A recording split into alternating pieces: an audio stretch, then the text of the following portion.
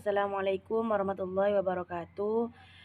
Saya Nunis Wardina dari Prodi Pendidikan Agama Islam dari kelas 3D akan menjelaskan mengenai mata kuliah model dan strategi belajar mengajar dengan dosen pengampu Dr. Ahmad Iwan Mutakin, MPDI, tentang pendekatan, model, strategi, metode, dan teknik pembelajaran.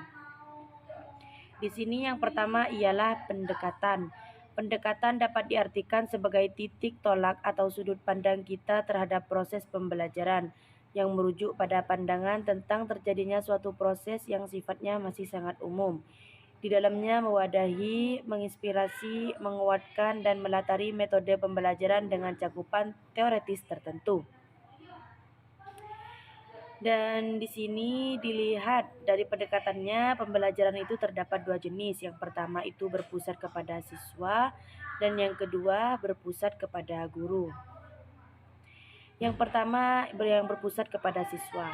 Pembelajaran aktif di mana siswa memecahkan masalah, menjawab pertanyaan, merumuskan pertanyaan mereka sendiri, berdiskusi, menjelaskan selama di kelas, di mana siswa bekerja dalam tim pada masalah dan proyek.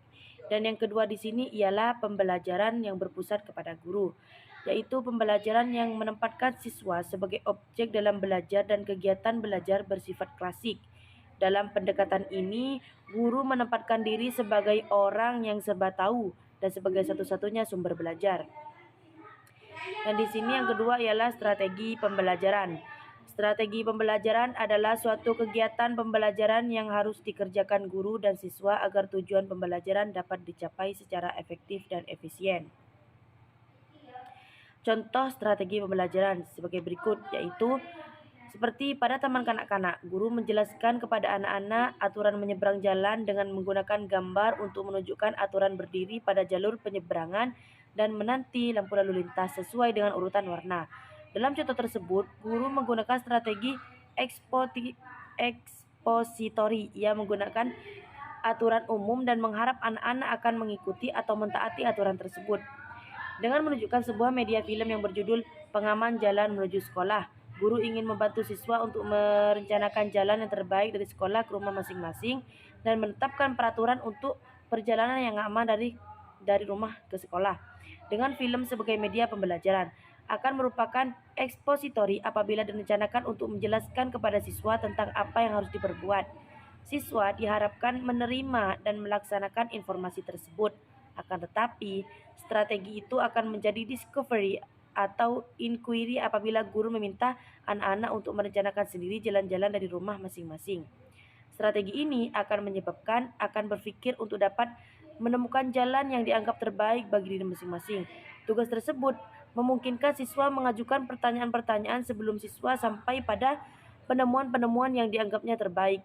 Mungkin siswa perlu menguji cobakan penemuannya, kemungkinan mencari jalan lain kalau dianggap itu kurang baik. Dan sekarang yang ketiga. Yang pertama tadi pendekatan dan yang kedua ialah strategi.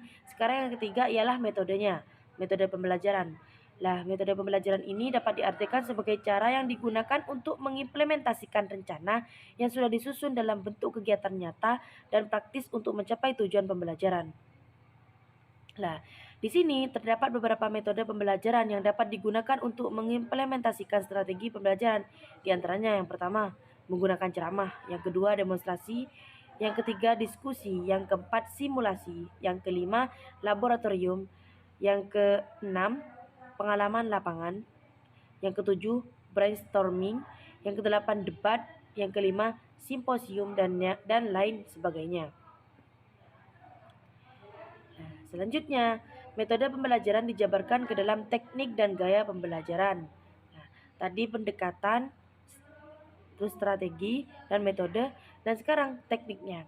Dengan demikian, teknik dalam pembelajaran dapat diartikan sebagai cara yang dilakukan seseorang dalam mengimplementasikan suatu metode secara spesifik.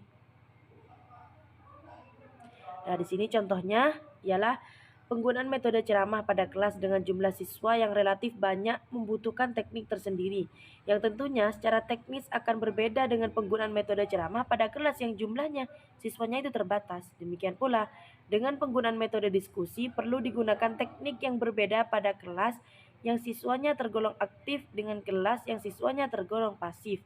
Dalam hal ini, guru pun dapat berganti-ganti teknik meskipun dalam koridor metode yang sama.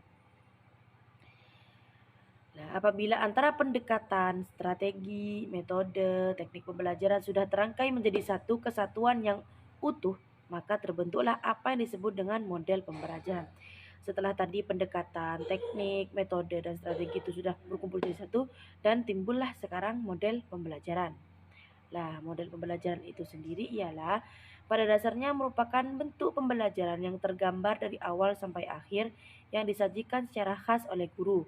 Dengan kata lain, model pembelajaran merupakan bungkus atau bingkai dari penerapan suatu pendekatan, metode, dan teknik pembelajaran. Nah, itulah sedikit yang dapat saya sampaikan. Kurang lebihnya mohon maaf yang sebesar-besarnya apabila ada yang kurang berkenan. Cukup sekian dan terima kasih. Wassalamualaikum warahmatullahi wabarakatuh.